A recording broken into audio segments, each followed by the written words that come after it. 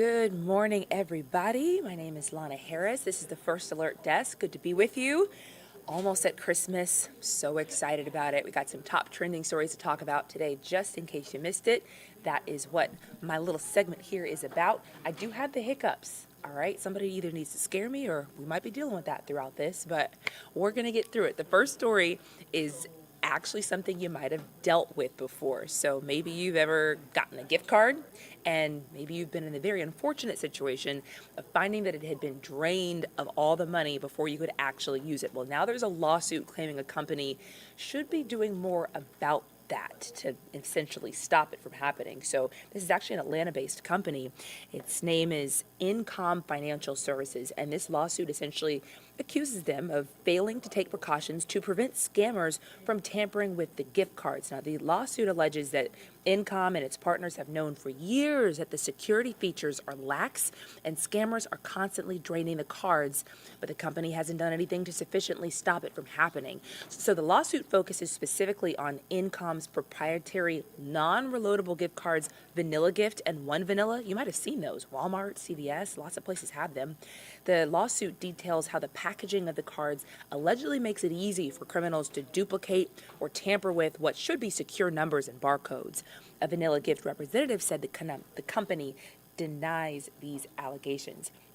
Of course, it is the Christmas season, holiday season in general. A lot of people go to gift cards and use them as like a quick, easy gift. We've been talking about this for weeks. Scammers know you want the gift cards and they are targeting people. They are going after those gift cards. They're tampering with them by either putting a fake sticker on it that sends all the money to their gift card when you go to pay for it, or any number of things they can use to drain the money off the card. So make sure if you're going to get a gift card, check the packaging. Make sure it's not wrinkled or ripped or funny looking any kind of way. And if it is, just get a different one. Not the only lawsuit to talk about today. This next one has to do with Sirius XM. If anybody is a Sirius XM customer, maybe you've tried to cancel a subscription before and hasn't gone so well for you, that is what this lawsuit is talking about. So let's get into the details here.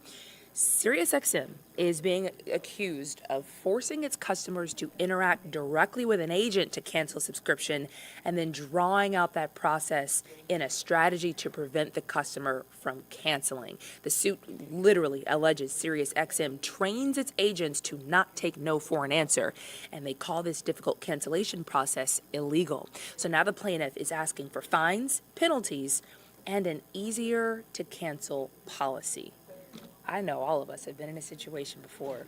I'm not talking about Sirius XM, but just some kind of a situation where you were trying to cancel something and that company made it so difficult, feels like it should be illegal. This has actually gone to a lawsuit stage, so we'll let you know what happens with that. Moving on to a very interesting story, and it's gonna make you wish you were a gardener, I think. There's a billionaire who wants to give part of his fortune not to a family member, not to a mistress like they say in the movies, not to a spouse like you might expect. He wants to give a huge chunk of his fortune to his gardener. All right, let's get into these details. So essentially here, this gardener, or not the gardener, the rich person. He's 80 years old. His name is Nicholas Puke. He's a fifth-generation descendant of the founder of the French luxury goods company Hermes. You've heard of Hermes, right?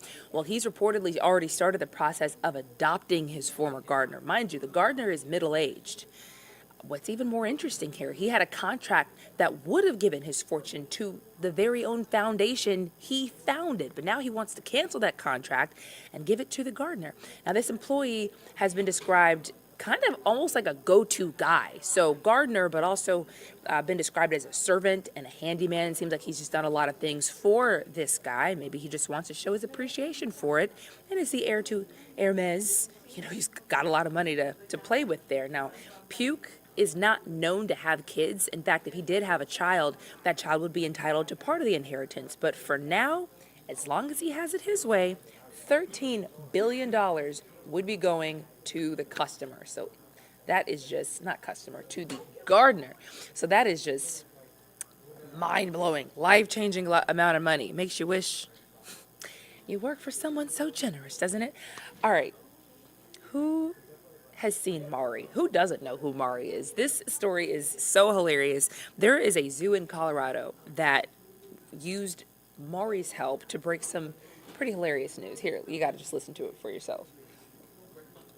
When it comes to the orangutan, 4-month-old Cisco, Barani, you are the father.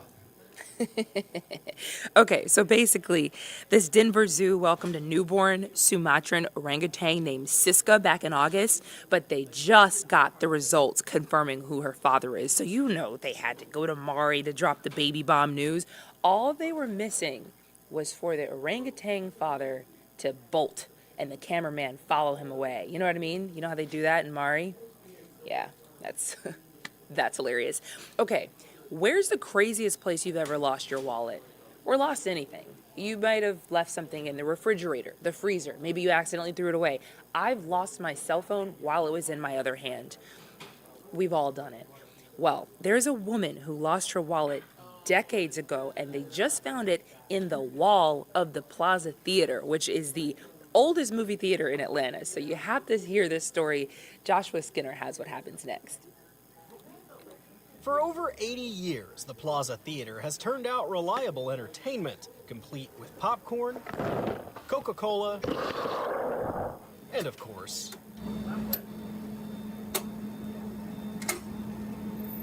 movies. But it was during a November bathroom renovation that owner Chris Escobar discovered a different kind of story. Once we started taking off the old tile, we discovered a little piece of the wall fell out right here in this corner, and then we see this space behind the wall that no one knew about. That space was a small closet attached to what used to be a manager's office, now a separate bathroom, And that's when we discovered this incredible little historic find. buried under rock and dust. Follow my shadow. It was back here under this pipe. That little bit of history, a wallet from 1958, likely lost and stored, but never claimed. I mean, this is a treasure trove of 1958. Complete with credit cards, family photos, gas receipts, and a name, Floyd Culbreth. But could Floyd possibly be located 65 years later? We did. Floyd Culbreth was actually started as Floyd Porter. This is Thea Chamberlain, Floyd Culbreth's daughter. To be honest, mother losing stuff would not have been a surprise. Floyd died over a decade ago. The Escobars and Chamberlains met at the Plaza Theater to exchange the wallet and memories. Weeks later, each viewing unearths new history. Here's 10 gallons. For $3. 326. Yeah. That's like 1 gallon now. Yeah. If you're lucky. But mostly a window into a life and a love. It has meant more than I realized that it would, truly. Another tale for a theater with a little bit of history on the screen as well as in the walls. Yeah, I think this theater still has a number of stories to tell. You know, it still surprises us. At the Plaza Theater, Joshua Skinner, Atlanta News First. Such a cool story. I would have actually been the person to leave the wallet in the hole in the wall. I thought that's where that story was going, but it went into a much cooler direction. And that pretty much does it for me. Again, my name is Lana Harris. This is the First Alert Desk in case you missed it. Let's show you what it's looking like outside real quick. Okay, so this is our beautiful skyline. Looks pretty nice outside. We know it is cold. We also know that rain is on the way for Christmas. We're going to have your full First Alert forecast coming up on Atlanta News First at noon, so make sure you tune into that. And until then, I hope you have a great day.